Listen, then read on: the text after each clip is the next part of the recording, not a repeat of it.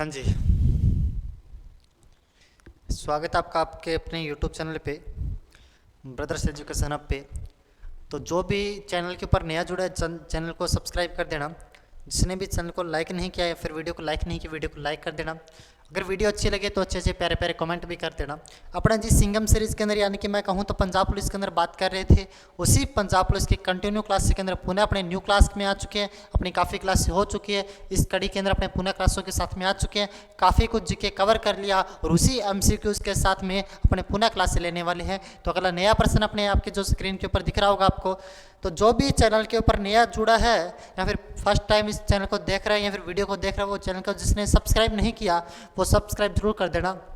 अगर अच्छी लगे तो वीडियो को लाइक भी कर देना और ज़्यादा अच्छी लगे तो कमेंट भी कर देना। ठीक है, प्रश्न नंबर, भारतीय संविधान की आत्मा किसे कहा जाता है? भारतीय संविधान की आत्मा किसे कहा जाता है?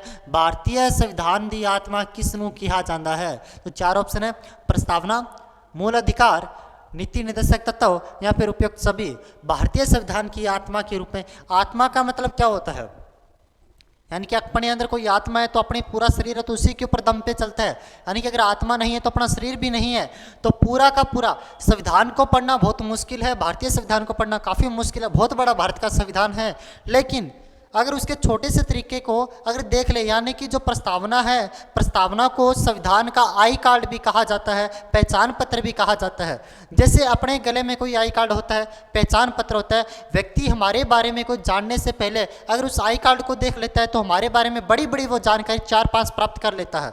अपने को पूरे को जानना बहुत मुश्किल है, लेकिन वो आई कार्ड को देख के पूरे को पता कर सकते हैं। हाँ, ये व्यक्ति यहाँ से बिलोंग करता है, इसके डेट ऑफ बर्थ ये, या फिर मम्मी पापा का नाम देख सकता है। उसी प्रकार पूरे अगर संविधान को जानने से बेटर है अपने प्रस्तावना को देख लेते हैं तो अपने पता कर सकते हैं भी हाँ संविधान में ये मिलेगा। तो प्रस्तावना को भारतीय संविधान की आत्मा के रूप से जानते हैं। किसको? प्रस्तावना को भारतीय संविधान की क्या कहा जाता है? आत्मा कहा जाता है। एक नंबर ऑप्शन इसका बिल्कुल सही होगा, प्रस्तावना। ठीक है,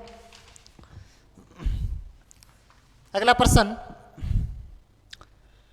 भारत में लौकिक सार्वभौमिकता के क्योंकि संविधान की प्रस्तावना प्रारंभ होती है? बिल्कुल सही है, भारत एक लौकिक सार्वभौमिकता है क्योंकि भारत के जो संविधान की प्रस्तावना कहाँ से शुरू होती है ये पूछ रहा। भारत विषय धर्म निरपेक्ष है क्योंकि संविधान की प्रस्तावना कहाँ से शुरू होती है, इस बात की बात करा। सिंपल सी बात है, भारत की संविधान की प्रस्तावना जो शुरू होती है, हम भारत के लोग भारत को, यानी कि जो भारत का संविधान लिखा गया वो भारतीय जनता के द्वारा लिखा गया है और भारतीय जनता को ही अर्पण किया गया। यही इसका निर्माण करने वाली है, यही उसके ऊपर निर्णय करने वाली है भी हम भारत के लोग भारत को इस प्रकार तैयार करेंगे, ऐसे तैयार करेंगे, आर्थिक विकास का महत्व समझेंगे, सामाजिकता विकास को देखेंगे, आर्थिक न्याय को देख के मान के चलें, या फिर जो स्वतंत्रता की बात की गई भारतीय संविधान में, जो प्रस्तावना में 5 प्रकार की अपने को स्वतंत्रता देखने को मिलती है। कौन सी? विचार, व्यक्ति, विश्वास, धर्म, उपासना की स्वतंत्रता, यह भी भारतीय जनता ही तैयार करेगी। इस बात को लेकर यहाँ पे किया गया है। आपका इसके अंदर एक नंबर ऑप्शन बिल्कुल सही होगा, एक नंबर ऑप्शन।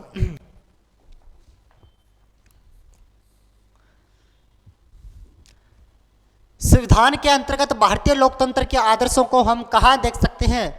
80 संविधान थे तहित भारतीय लोकतंत्र दे आदर्शों ਨੂੰ किथे देख सकते हैं? भाग नंबर 1, भाग नंबर 3 प्रस्तावना, या फिर भाग नंबर 4। मैंने अभी आपको कहा कि प्रस्तावना को भारतीय संविधान का आई कार्ड कहा जाता है, पहचान पत्र कहा जाता है, यानी कि पूरे संविधान की जो बेसिक बातें वो प्रस्तावना में देखने को मिलती है। पूरे संविधान की जो बेसिक बातें हैं वो कहाँ पे देखने को मिलती है? वो प्रस्तावना में देखने को मिलती है। संविधान को नहीं पढ़ सकते, बहुत बड़ा संविधान, भारत का संविधान विश्व का सबसे बड़ा लिखित संविधान माना जाता है, इसको नहीं पढ़ सकते। 395 अनुच्छेद है इसके अंदर, 25 भाग है इसके अंदर, 12 अनुसूचियाँ, काफ़ी बड़ा। अब आपको लगता है सर 395 तो लाइन है, एक अनुच्छेद भी बहुत बड़ा होता है, एक अनुच्छेद भी बहुत बड़ा है। तो सारे के सारे आदर्श इस प्रस्तावना में लिख के छोड़ दिए गए क्योंकि यह एक प्रकार का आई कार्ड है। इसमें लिख दिया गया हम भारत के लोग भारत को एक संपूर्ण प्रभुत्व संपन्न समाजवादी पंथ निरपेक्ष लोकतंत्रात्मक गणराज्य बनाने के लिए तथा उसके समस्त नागरिकों को सामाजिक, आर्थिक, राजनीतिक न्याय, विचार, अभिव्यक्ति, विश्वास, धर्म व उपासना की स्वतंत्रता, प्रतिष्ठा व अवसर की समता प्राप्त कराने के लिए व्यक्ति की गरिमा, राष्ट्र की एकता व अखंडता को सुनिश्चित कराने वाली बंधुता को बढ़ाने के लिए दृढ़ संकल्पित होकर आज अपनी इस संविधान सभा में मार्गशीर्ष शुक्ल सप्तमी विक्रम संवत 2006 26 नवंबर 1949 को संविधान को एतद द्वारा अंगीकृत, अधिनियमित और आत्मार्पित करते हैं। यानी कि यह एक प्रकार का आई कार्ड है। इस आई कार्ड के अंदर सारी वो बातें लिखी गई है जो कि संविधान के अंदर अपने को देखने को मिलेगी। तो किसे कहा जाता है? प्रस्तावना को ही क्या कहा जाता है? सारे के सारे आदर्श कहाँ पे देखने को मिलेंगे? तो बी नंबर ऑप्शन है, यानी कि प्रस्तावना के अंदर। और ये आपको बता दूं, पंजाब पुलिस का ऑनलाइन कोर्सेज बिल्कुल स्टार्ट हो चुका है। पंजाब पुलिस का बिल्कुल ऑनलाइन कोर्स स्टार्ट हो चुका है, बिल्कुल नाम मात्र शुल्क के अंदर है। सिर्फ और सिर्फ 999 के अंदर, सिर्फ और सिर्फ 999 के अंदर आपको बिल्कुल स्पेशल बेंच तैयार किया गया। पंजाब पुलिस का जो न्यू पैटर्न है, न्यू सिलेबस आया हुआ है, उसी को देख के तैयार किया गया स्पेशल बेंच है पंजाब पुलिस का। काफ़ी नाम मात्र शुल्क के अंदर सिर्फ 999 के अंदर है। इससे आपको 200 प्लस PDF, इसके साथ ई बुक्स मिलेगी और स्पेशल जो डाउट क्लासेस आपकी रहेगी, जो भी डाउट क्लासेस है वो भी दिया जाएगा। ठीक है।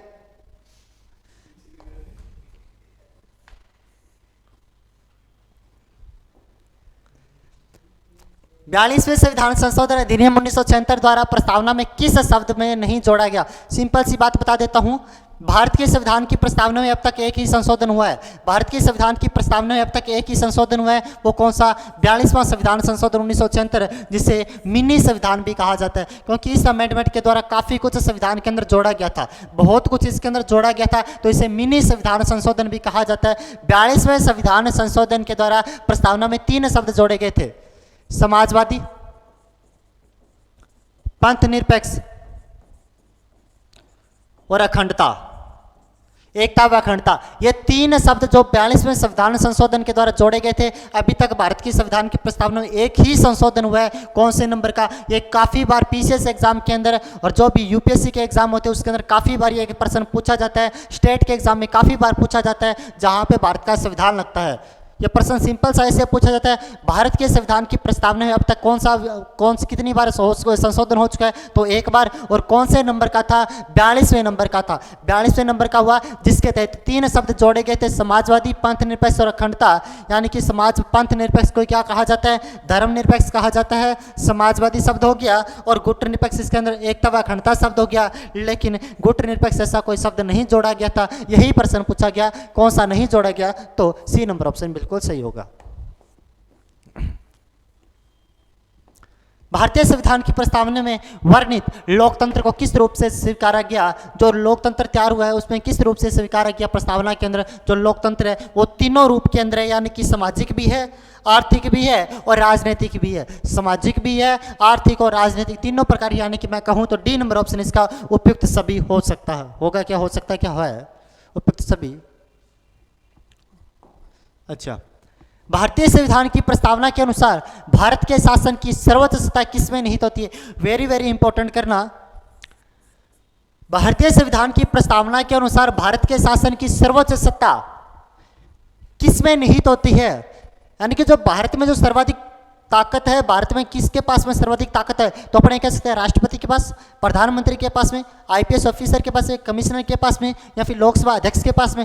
ऐसा कुछ भी नहीं है। सर्वाधिक जो पावर होती है, सत्ता की जो सर्वाधिक पावर होती है, वो किसके पास होती है? वो जनता के अंदर होती है। किसके मध्य होती है? वो जनता के पास में होती है। यही पूछा गया, भारतीय संविधान की प्रस्तावना के अनुसार भारत के शासन की सर्वोच्च सत्ता किसमें निहित होती है? तो जनता के पास होती है। 1 नंबर ऑप्शन इसका बिल्कुल सही होगा।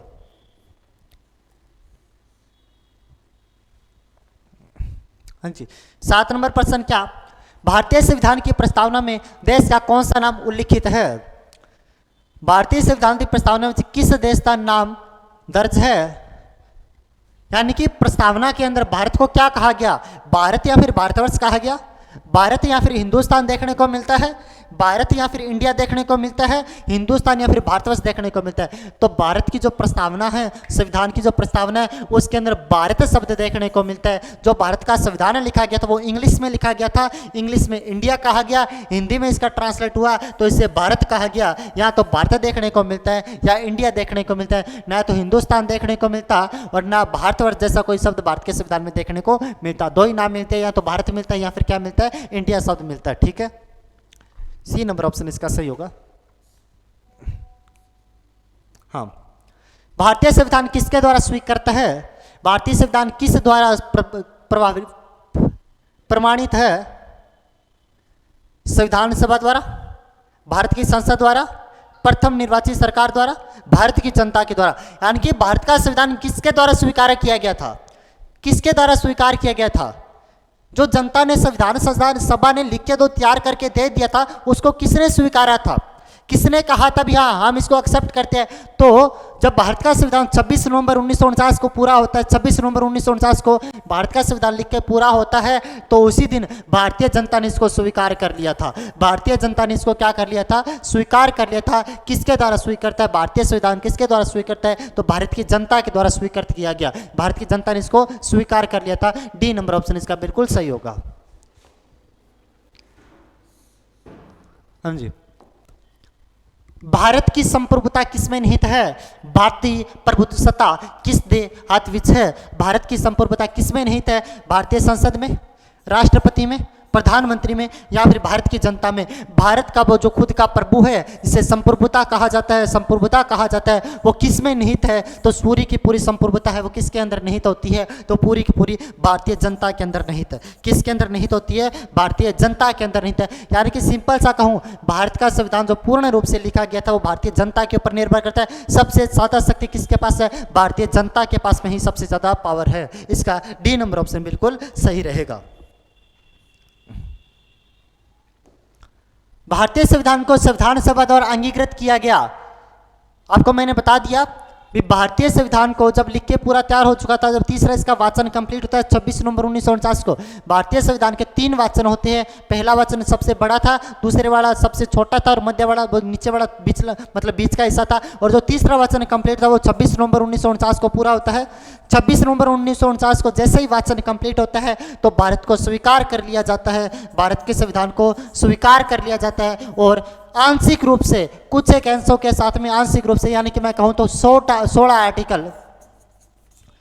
आर्टिकल के साथ में इसको क्या कर दिया जाता है? लागू भी कर दिया जाता है। तो सिंपल सा कहूं, कब भारत का संविधान लागू होता है? तो सभा द्वारा अंगीकृत किया गया 26 नवंबर 1949। इसका 1 नंबर ऑप्शन बिल्कुल सही होगा। कब संविधान सभा के द्वारा लागू किया गया? 26 नवंबर 1949 को इसको क्या कर दिया गया था? 26 नवंबर 1949 को इसको अंगीकृत किया गया था।